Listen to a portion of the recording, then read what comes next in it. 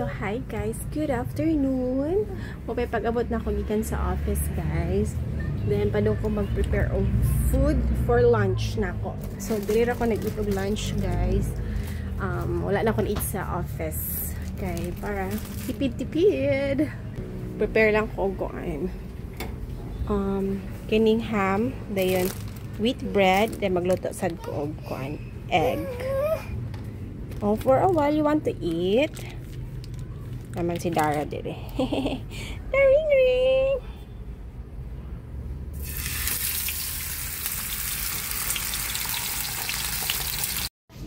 So, kini lang guys. Ham and egg. Kain guys. Gamay na lang gigutom egg ko. Wala lang ko ni kaon guys sa office. Kaya para makatipid. You know na.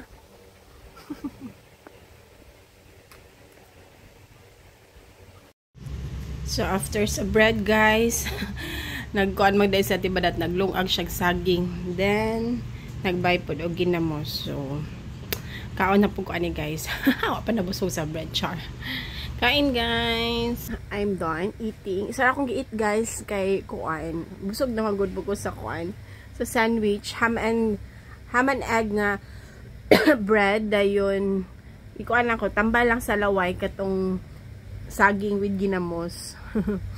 Isa lang ka bukang gi-eat. Dayon si daddy napadiri sa kuan sa garahian kay nagpakuan siya guys, nagpatrabaho na pud siya. I mean nagpasemento na pud siya sa garahi, I mean sa gate, sa entrance sa gate. So mo to nagtambay siya didto, gatan-aw siya sa trabaho. Dayon sunod na daw siya kaon. So ako na siyang gibinlan dito og kuan, ginamos pod. Na actually wa man ako nahurot pod. Hi guys. Uy. Padong gikuha na naman mga kids. Then napit mi kadali there sa kuan guys sa simbahan sa Santa Filomena. Nag-asi daddy og kuan giusog magud ang fiesta diri guys sa Santa Filomena. Ang naanda nilang daddy is August 13. And then gibalin sa isa ka pari nga na-assign diri sa una pa kay guys kay gibalin niya og May dayon murag ang spirit bitaw sa fiesta nawala. Then karon natingala mi nga bibo ang simbahan ba, so mo tinawag sa si daddy kay kung i-celebrate ba ang fiesta balik sa August 13 kaya si daddy magfiesta ta mag-andam kay sa una tig-andam gyud silang fiesta gyud. So Santa ila ang kuan diri Santos is Santa Filomena. So manang Santa Filomena ang kuan ang ila ang lugar. Ay do.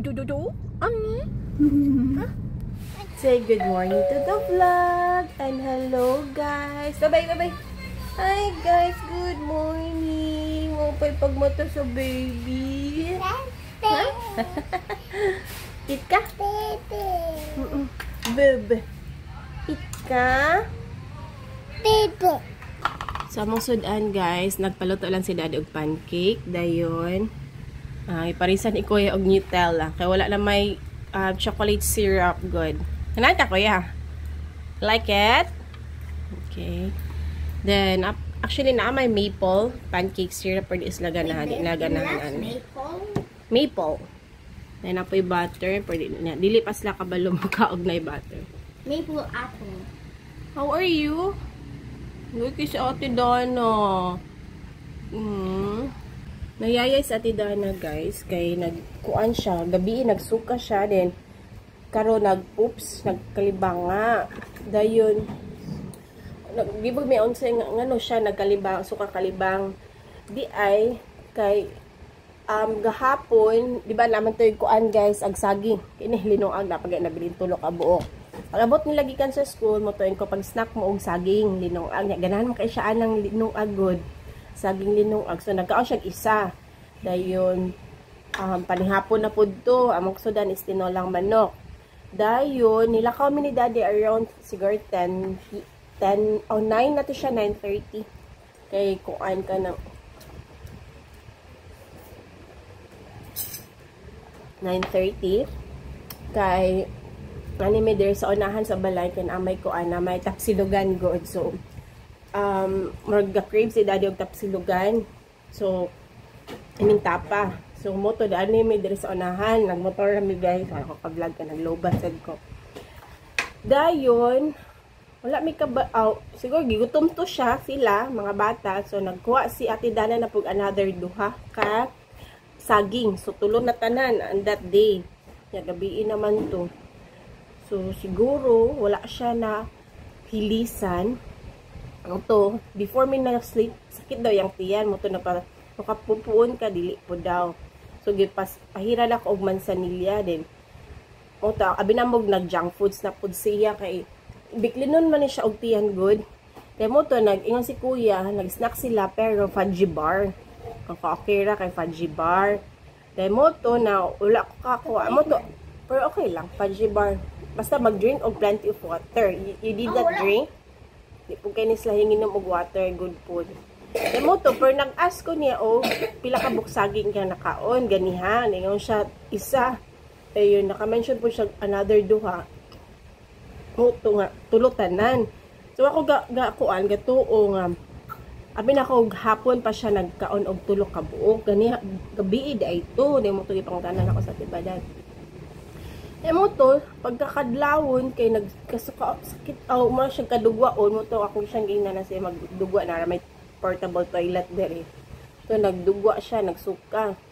Then morning na pod, tingala ko murag na amay na ni maho nakapupo day siya. Tamo to ni direksyon sa kuan sa CR.